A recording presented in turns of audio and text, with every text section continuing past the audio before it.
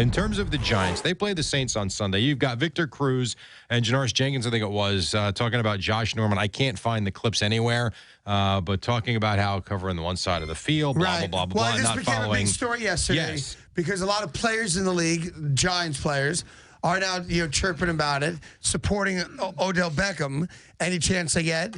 And then Norman was asked about it. Well, but see, now the clip I got, I'm trying to figure out if this was, did he know about the Giant comments before? Because he was asked about what happened the other day. The Giants were never brought up in the 7 minutes I just watched. Here was his clip about, facing the best wide receiver and following him around every game. It's a story in Washington. I guess my point is, will he react to what the Giants say I not love today? the fact that he said hogwash. Hogwash. He's right about just win the game. No one's going to say boo.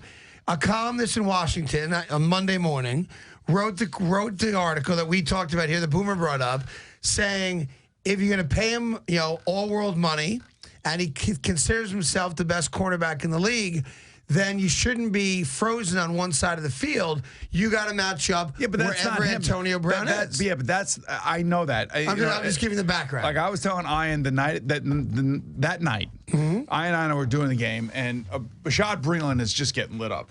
I mean, lit up all over the place. And I'm like, talking about Breeland's going to need a psychotherapist after this game. He just got torched on national TV, blah, blah, blah, blah, blah. And I said, well, but the story of this game is not going to be Bashaud Breeland. The story of this game is going to be the fact that Josh Norman was not playing against Antonio Brown just because that's the mentality of everybody out there.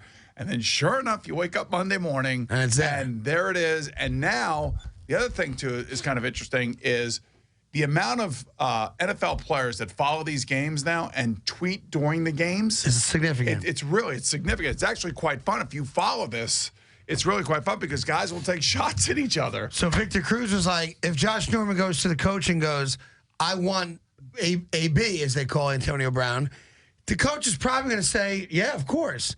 That's the thought process.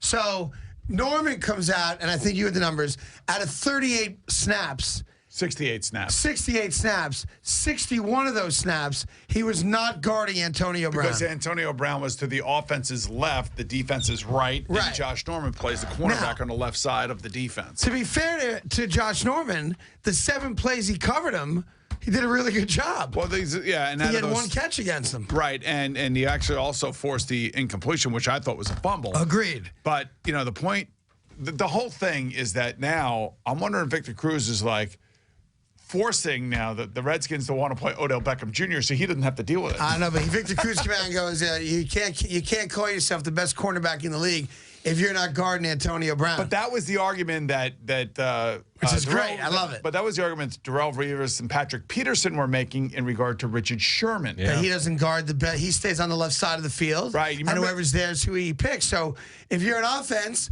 if you know that they're not going to move their best cover cornerback to the other side of the field, you're going to line your best receiver up on the other side of the field. And don't you remember the one game I did out there in Seattle? It was a Monday night game, and the Packers opened, I think, at Seattle.